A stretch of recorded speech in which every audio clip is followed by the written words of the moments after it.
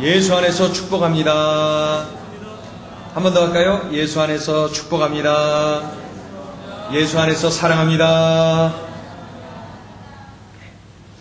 언젠가 목회자들 수련회에 참석을 했습니다.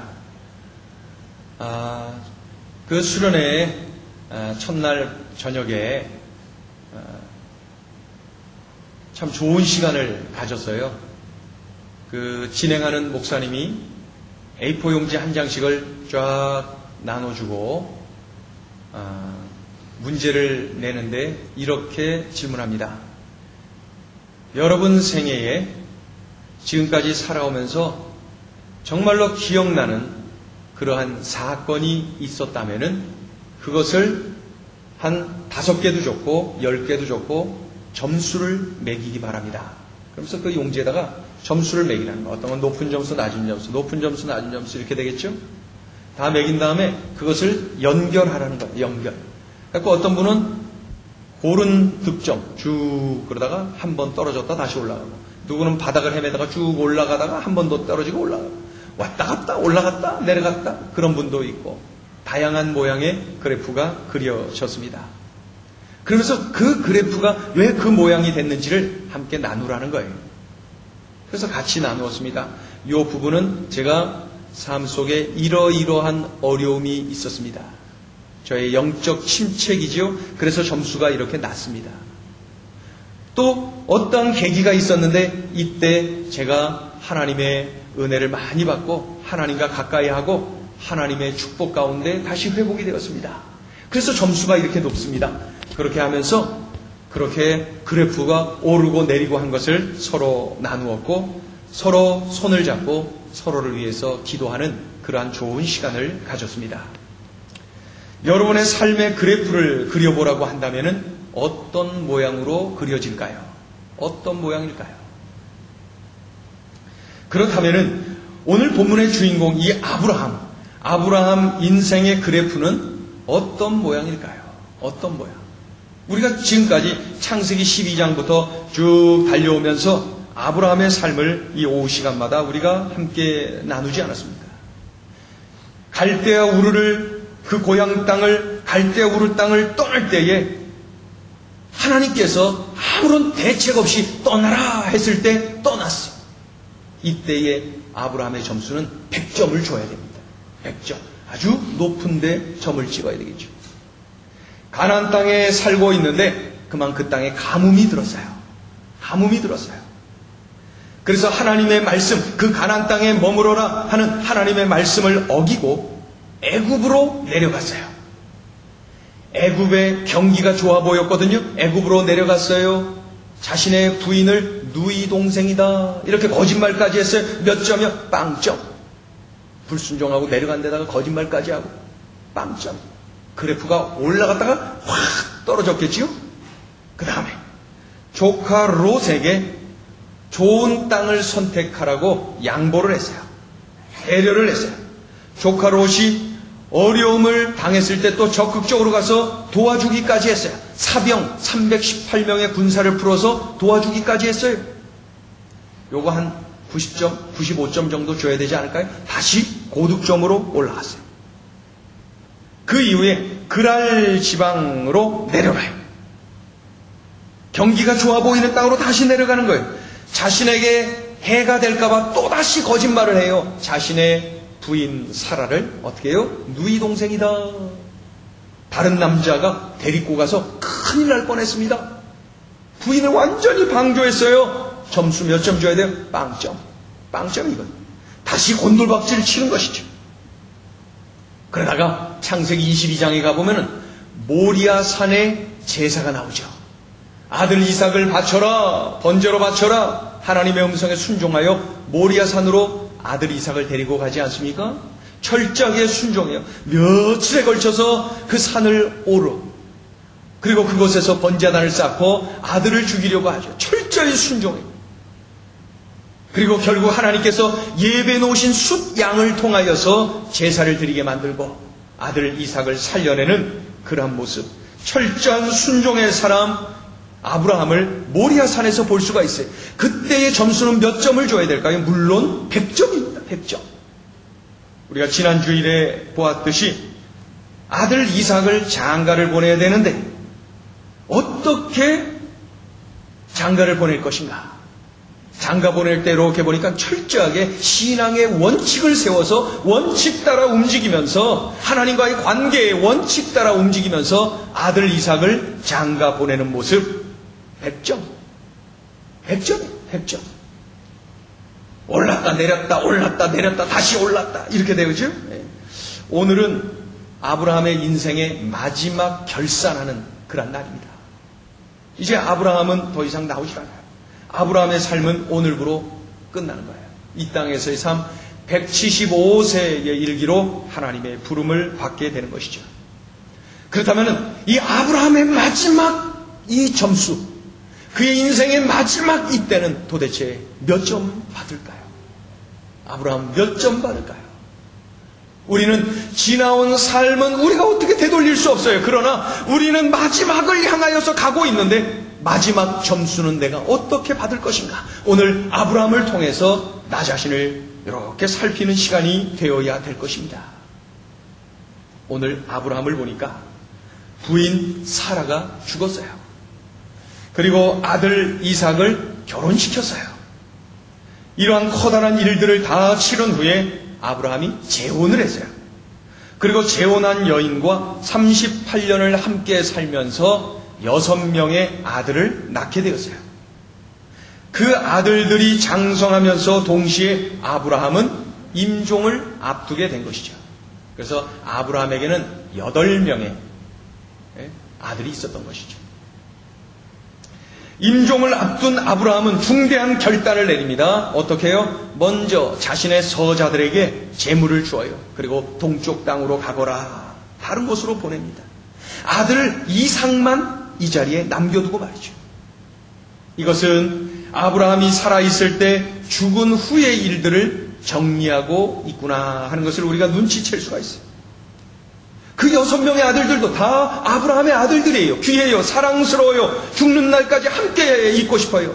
그러나 어머니가 서로 다른 아들들 간에 있을 갈등과 분쟁을 미리 정리하고 있었던 것이에요. 살아있으면서 죽은 후를 정리하고 있는 아브라함의 모습을 볼 수가 있어요. 동시에 하나님이 선택하신 이 이삭은 약속의 땅 가나안에서 하나님의 약속대로 살아갈 것을 믿기에 이렇게 정리를 하고 있는 것이죠. 오늘 아브라함의 정리하는 모습을 보면 철저하게 원칙이 있는데 하나님의 말씀, 하나님의 인도하심, 하나님의 주신 말씀을 기초로 해서 철저하게 그 삶을 정리하는 그런 모습을 볼 수가 있는 것이죠. 정리한다고 해서 막 정리하는 것이 아니라 하나님이 주신 말씀을 원칙으로 정리를 하고 있어요. 자, 읽어볼까요? 5절, 6절. 5절, 6절 읽어봐요. 시작. 아브라함이 이삭에게 자기의 모든 소유를 주었고 자기 서자들에게도 재산을 주어 자기 생전에 그들로 하여금 자기 아들 이삭을 떠나 동방 곧 동쪽 땅으로 가게 하였더라. 그 내용입니다. 우리가 잘 아는 솔로몬은 지혜의 왕이었어요. 하나님의 축복을 많이 받은 사람이었어요. 우리가 잘 압니다. 그런데 그의 인생의 후반전을 보면은, 그의 삶의 마지막을 보면은 머리 아파요. 복잡해요. 많은 나라들과 동맹을 맺는 과정에서 정략 결혼을 합니다. 그 나라와 동맹을 맺으면서 그 나라의 공주를 데리고 와서 아내를 삼는 거예요. 이 나라 저 나라. 그런데 그 공주만 오면 좋은데 공주가 섬기던 이방 신의 선지자들까지 들어오는 거예요. 막 우상들도 가지고 들어오는 거예요. 그러니 이 나라가 어떻게 되었겠습니까? 그런 일로 인하여서 솔로몬 인생의 마지막은 너무나도 안 좋았어요. 시작은 창대했는데 갈수록 빈약해지는 모습 솔로몬에게서 볼 수가 있어요. 지금은 미약해도 갈수록 창대해지는 것이 정말로 바람직한 인생이 아니겠습니까? 솔로몬은 참 거꾸로 된 그런 모습을 보게 돼요. 하나님의 말씀을 중심으로 버릴 것을 버려야 되는데 정리하지 못했어요. 하나님의 말씀을 중심으로 정리할 것을 정리해야 되는데 버리지를 못했어요. 끝이 아름답지를 못했던 거예요.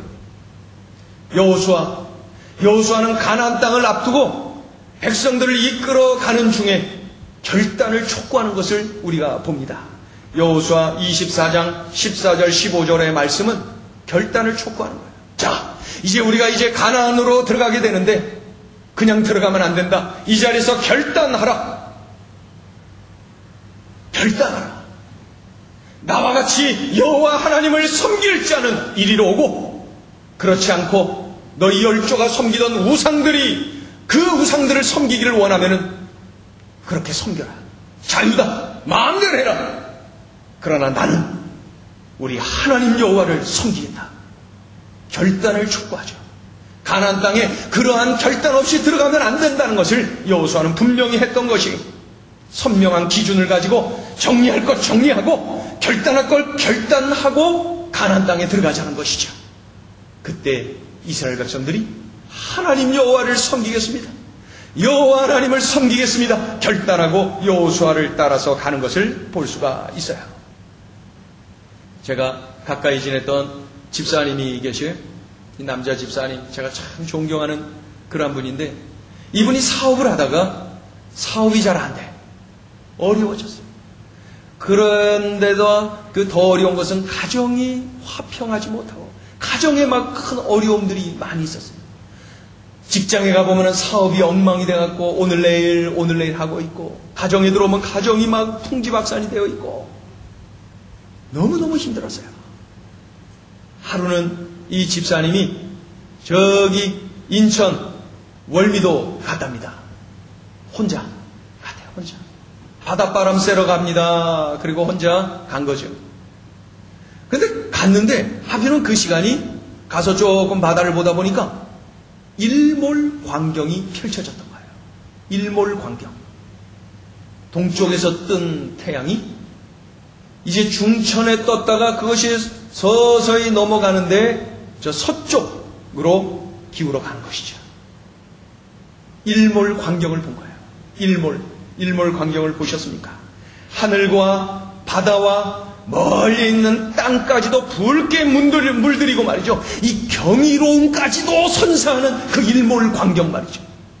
일출은 비교할 것이 아니에요. 일몰이 더 위대해요. 일몰이 더 아름다워요.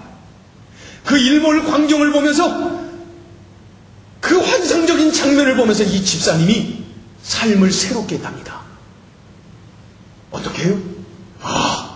나도 내 인생의 마지막이 있구나. 아직 태양이 지면서 붉게 물들이고 큰 영향력을 끼치고 그렇게 저무는 것을 바라보면서 나도 아직 마지막이 있다.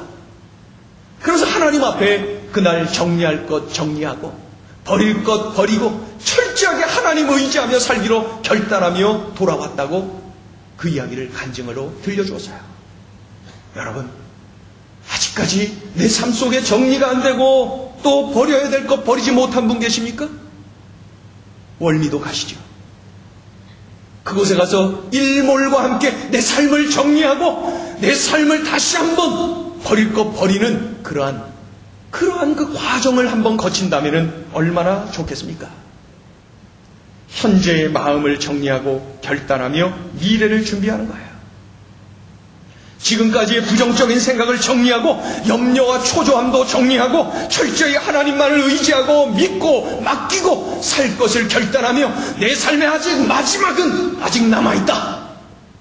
이러한 굳건한 믿음을 가지고 돌아온 것이죠. 집사님이 완전히 달라졌어요. 환경은 변화된 게 없지만 사람이 달라졌어요. 환경은 그대로예요. 그러나 사람이 달라졌어요. 생각이 달라요. 그 마음이 달라요. 말이 달라요. 행동이 달라요. 사람이 달라졌어요. 사람만 달라지면 되는 거예요. 그까지 환경은 사람 달라지면 따라오게끔 되어 있습니다. 우리의 미래를 바라보면서 현재를 정리할 줄 알아야 돼요. 아브라함처럼 말이에요. 미래를 바라보면서 현재를 정리했어요. 버릴 것 버렸어요. 정리할 것 정리했어요. 지금 버려야 돼요. 미루면 안 돼요. 지금 버려야 돼요. 지금 정리해야 돼요.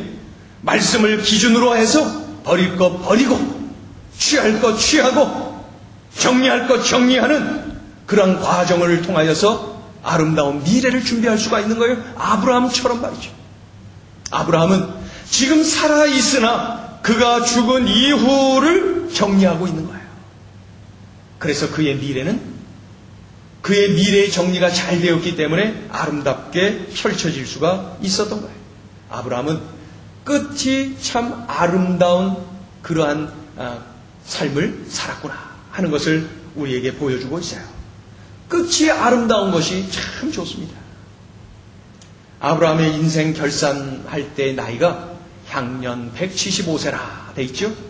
그런데 8절을 자세히 보아야 됩니다. 8절 한번 보세요. 8절을 같이 읽어볼까요? 8절 시작. 그의 나이가 높고 늙어서 기운이 다하여 죽어 자기 열조에게로 돌아가매. 한 번 더 읽어보세요. 시작. 그의 나이가 높고 늙어서 기운이 다하여 죽어 자기 열조에게로 돌아가매. 여기서 보면은 그의 나이가 많아서 늙어서 이렇게 표현하면 되는데 왜 그의 나이가 높고 이렇게 표현했을까요? 여기서 나이가 높다라는 말의 의미를 자세히 볼 수가 있어야 됩니다. 나이가 높다라는 말을 영어 성경을 보면은 그 번역본에 따라서 몇 가지 단어가 등장하는데 어느 성경을 보면은 content, 만족한 그런 말 아닙니까? content 또는 satisfied, 만족한, 그 다음에 full, 가득 찬, 충만한, 만족한 이런 뜻이 만족하다, 충만하다는 거예요. 아브라함이 충만한 인생, 만족한 인생을 살았다. 그렇게 살다가 죽었다. 그렇게 살다 부름받았다. 이렇게 기록을 하고 있는 것이죠. 도대체 아브라함은 무엇 때문에 만족한 인생, 충만한 인생을 살았을까요? 바로 하나님 때문이었습니다. 하나님 한 분 때문에 아브라함의 삶은 만족했어요. 충만했어요. 차고 넘쳤어요. 다른 건 아니에요. 그런데 아브라함의 삶을 이렇게 보면 말이죠. 많은 자식들이 있었어요. 많은 손주들이 있어요. 큰 가문을 이루었어요. 기쁘고 만족한 일 아닙니까? 좋죠. 사막 지역에 살면서도 많은 운물을 가지고 있었어요. 수많은 육축들을 가지고 있었어요. 몇백 명의 하인들, 몇백 명의 군사들까지도 지니고 있었어요. 큰 부자예요. 정말로 만족하고 충만한 인생 아닙니까? 그런데 그것들 때문에 만족하고 충만하다는 것이 아니에요. 그것들 때문에 높았던 것이 아닙니다. 하나님 때문에 만족했다는 거예요. 하나님 때문에 충만하고 만족한 인생을 살았다는 거예요. 하나님 때문에. 처음 갈대아 우르에서 부르심을 받았던 그때부터 변함없이 자기와 함께 하셨던 하나님, 그 하나님 때문에 만족한 인생을 살았어요. 늘 함께 하시고 보호하시고 인도하시고 책임져 주셨던 그 하나님 한 분 때문에 그의 삶은 늘 만족하고 충만했어요. 눈에 보이는 가시적인 어떤 것들이 많았기 때문에 만족하고 충만했던 것이 아니라 하나님 한 분 때문에, 하나님 때문에 그러한 인생을 살았노라고 성경은 기록하고 있는 것이죠. 아브라함은 인생의 종점이 가까울수록 자신의 삶을 되돌아보며 고백했을 거예요. 하나님, 이제 부르실 날이 다 되었는데 제 삶을 되돌아보니까 참 충만했습니다. 차고 넘쳤습니다. 넉넉했습니다. 하나님 때문에 말입니다. 하나님 때문에 행복했습니다.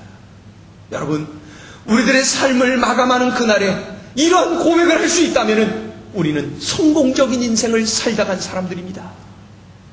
하나님 때문에 행복했어요. 이 얼마나 감사합니까? 북이스라엘에 악명 높은 왕들이 수두룩했는데 그 중에 대표적인 악명 높았던 왕은 아합 왕입니다. 아합 왕. 이 아합 왕 하면은 명예와 권력과 물질과 없는 것이 없이 다 갖춘 그런 왕 아닙니까? 그런데 이 천하의 왕이 나봇이라고 하는 사람, 이 일반 서민, 가난한 서민의 포도원을 빼앗았어요. 포도원을 빼앗았어요. 강제로 빼앗았어요. 그리고 아주 순순히 주질 않으니까 어떻게 했어요? 나봇, 그 포도원 주인 나봇을 죽여버렸어요. 자기는 다 가지고 있었으면서 그 일반 서민이 가지고 있는 포도원 하나까지도, 그것까지도 빼앗았어요. 여러분, 하나님 없는 인생은 가지고 또 가져도 갈증이 나요. 하나님으로 채워지지 않으면 모든 것이 갈증이에요. 바닷물을 퍼마시는 것과 똑같은 것이죠. 하나님 없는 인생은 세상의 그 어떤 것으로 채워지든 영원한 갈증입니다. 그러나 세상 것 아무리 없다 하더라도 하나님으로 내 안에 충만하다면 나는 모든 것을 가진 사람.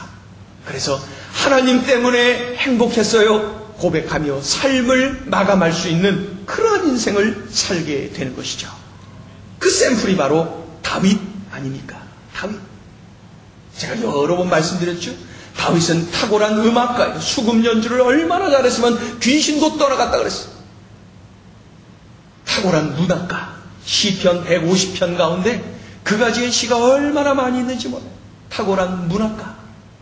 다윗은 출중한 장수였어요. 장수. 더욱이 이스라엘 역사에 빛나고 빛나는 왕. 그런데 이 모든 것을 갖춘 다윗이었지만은 다윗은 시편 23편에서 이렇게 고백합니다. 여호와는 나의 목자시니 내가 부족함이 없으리로다. 하나님 한 분 때문에 내가 부족함이 없어요. 내가 왕이기 때문에, 장수이기 때문에, 탁월한 문학가요, 음악가이기 때문에 부족함이 없어요가 아니라 여호와가 나의 목자 되어 주신다는 이 한 가지 이유 때문에 내가 부족함이 없어요. 내가 만족해요. 내가 충만해요. 내가 행복해요. 하나님 한 분 때문에. 아브라함의 삶이 바로 그랬어요. 여러분, 내가 물질을 따라서 이리 뛰고 저리 뛰고 하다 보면 물질은 나를 도망가요. 나를 외면하고 도망가는 것이. 물질 따라가는 인생 되지 말고 하나님이 내게 보여주신 그 비전을 따라가 보세요. 비전을 따라가다 보면 하나님께서 물질도 붙여주시고 사람도 붙여주시고 필요한 모든 것을 붙여주시는 것을 경험하게 되는 것입니다. 그러한 인생, 결국 하나님 한 분 때문에 만족하다고 고백할 수 있는 인생이 되지 않겠습니까? 아브라함의 끝 마무리 멋지지 않아요? 하나님 행복했습니다. 얼마나 감사해요. 하나님 참 좋았습니다. 됐지 뭐. 그런 인생이면 됐지 뭐. 얼마나 많은 것을 자녀들에게 나누어 줬는지 물려줬는지 그게 뭐 중요해요. 오히려 그것 때문에 망가지고 서로 싸우고 하는 거 우리가 허다하게 보지 않습니까? 그거 빨리 정리하세요. 정리할 거 빨리 정리하세요. 정리가 잘 안 되면 저한테 상담하세요. 제가 정말 귀한 곳 많은 곳 알려드리고 직접 연결해 드릴 테니까, 정말 인생 마무리 잘 할 수 있도록 알려드릴 테니까 말이죠. 그거 중요하지 않아요. 하나님 한 분만으로 만족했어요 라고 하나님 때문에 충만하고 하나님 때문에 감격스럽고 그러한 인생을 정리할 수 있다면 얼마나 값진 인생을 우리가 산 겁니까? 아브라함, 그는 살아서 그의 미래를 정리하고 있는데 참 멋지게 정리를 하고 있는 것이죠. 하나님 한 분으로 만족한 삶이었다는 고백 말이죠. 우리 행전의 식구들이 다 그런 고백이 막 터져나오면 좋겠어요. 그래서 우리 찬양 중에 이런 찬양이 있어요. 어떤 찬양이에요? 주님 한 분만으로 나는 만족해. 제가 그 찬양을 막 부를 때마다 내가 정말 주님 한 분만으로 만족한 걸까? 이 찬양을 함께 부르고 있는 우리 행전 식구들은 주님 한 분만으로 만족하고 있는 걸까? 아니면 그저 입술에 나오는 소리 따로, 마음 따로가 아닌가? 그 질문을 던지면서 그 찬양을 할 때가 많았습니다. 주님 한 분으로 만족해. 아브라함의 참 귀한 고백. 여러분, 지금 다음으로 설교가 넘어가야 되는데 넘어가기가 싫어. 자꾸 이 부분을 더 강조하고 싶고 나누고 싶어. 주님 한 분만으로 만족해. 그래도 넘어가야지 뭐. 계속 붙잡고 있을 수 있어요. 넘어가야죠. 그런데 넘어가기 전에 한 번 더 말씀을 드립니다. 주님으로 채워져야 인생은 만족할 수 있습니다. 그 외 모든 것, 어떠한 것도 내게 만족을 주지 못해요. 영원한 갈증일 뿐입니다. 아브라함의 인생을 결산하는 이때에 그의 삶의 끝이 아름다운 이유는 다음 세대를 위하여 믿음의 길을 잘 닦아 놓았기 때문입니다. 그의 아들 이삭에게 믿음의 계보가 흘러내려가도록 했기 때문이에요. 아비 아브라함을 통하여서 아들 이삭에게 하나님의 축복이 계승되어지는 것이죠. 여러분, 우리 11절을 읽어봐요. 11절 읽습니다. 시작.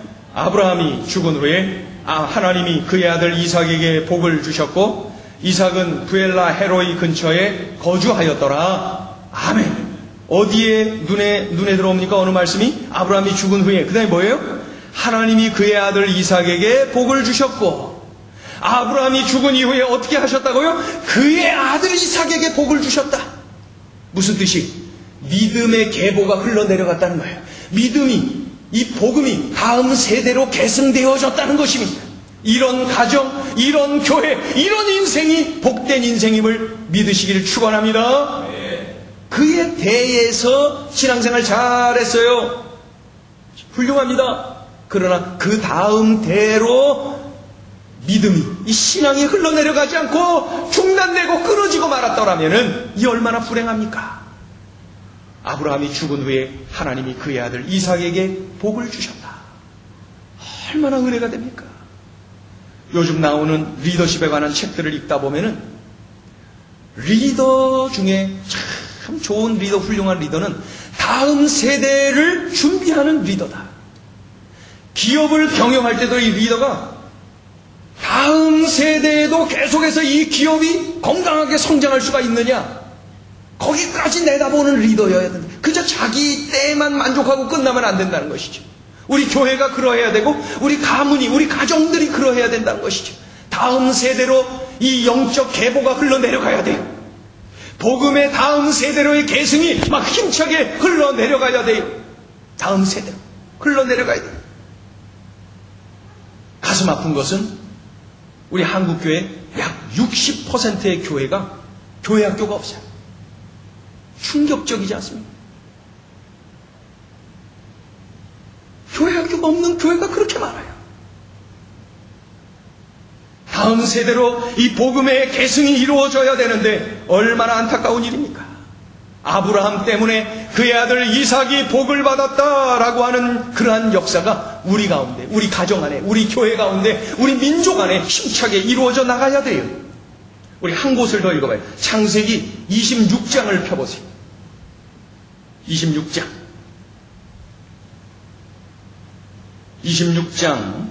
24절 25절 24절 25절 읽어봐요.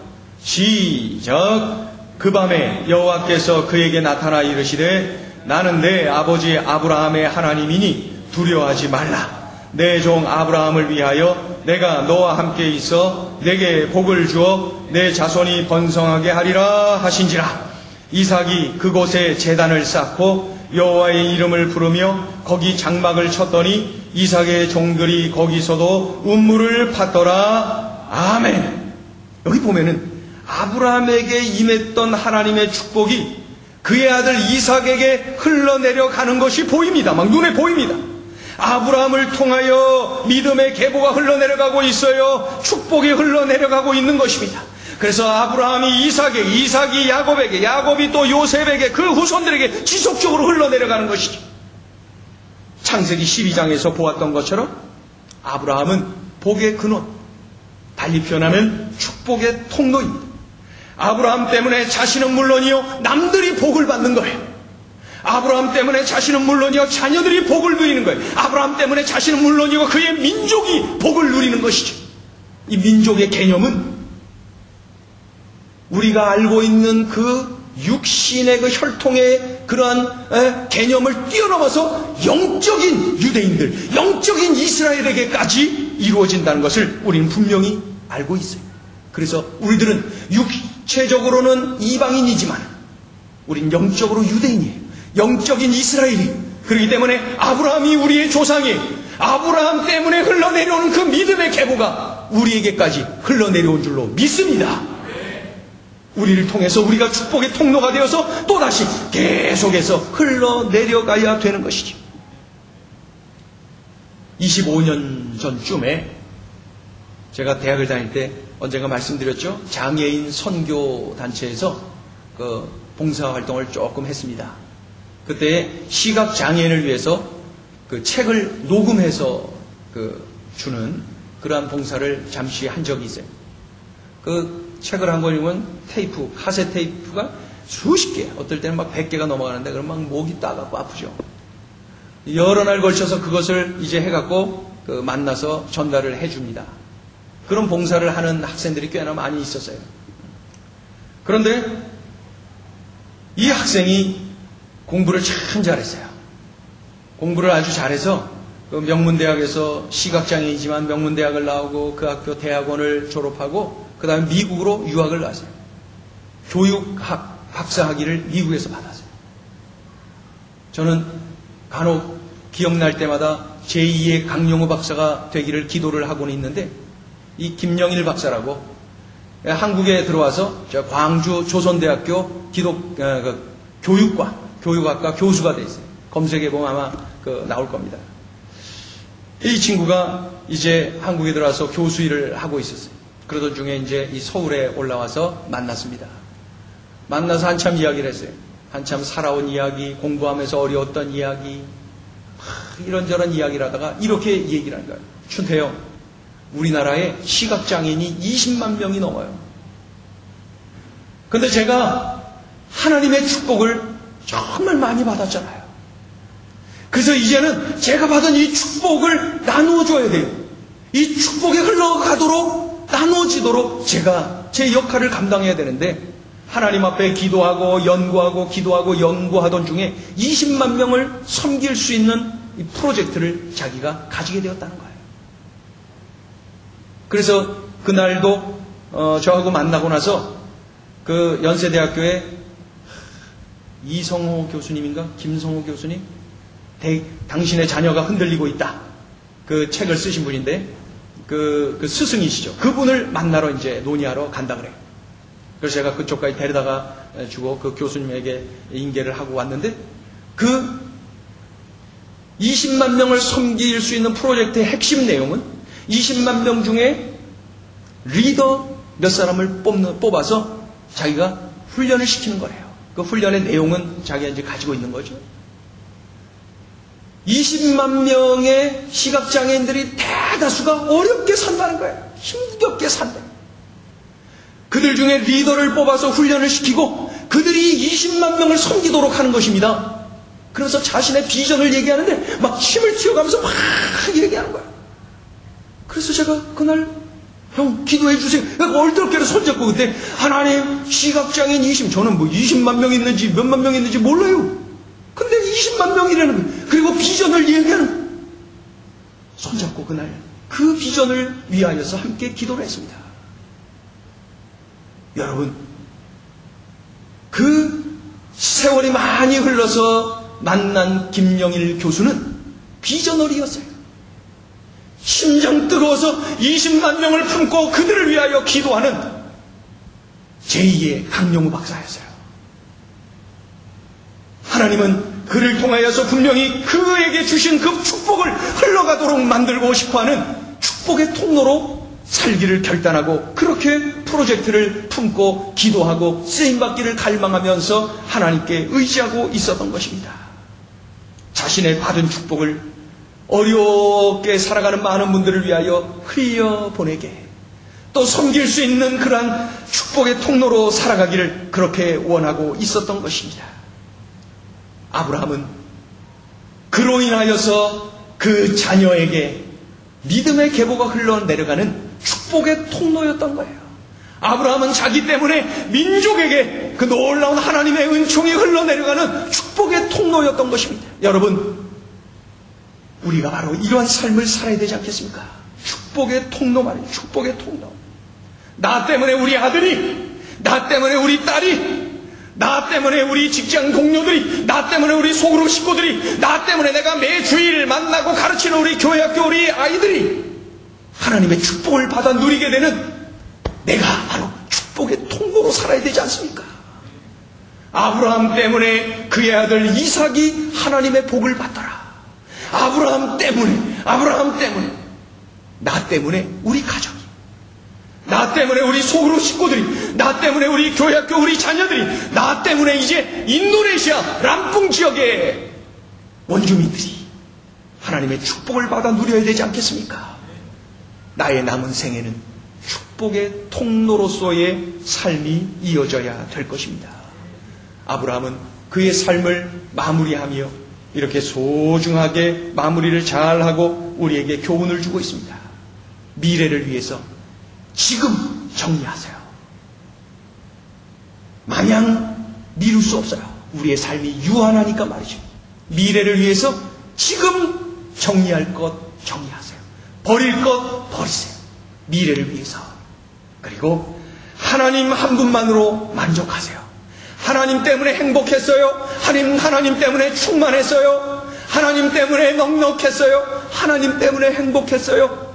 이런 고백이 흘러나오도록 내 육신의 눈으로 보이는 그런 것들로 만족한 눈이 아니라 영안을 활짝 뜨고 우리 하나님과 깊은 교제, 깊은 사랑에 빠져야 되는 것이죠. 또 한 가지는 내가 남은 생에 축복의 통로로 사는 거예요. 그래서 나 때문에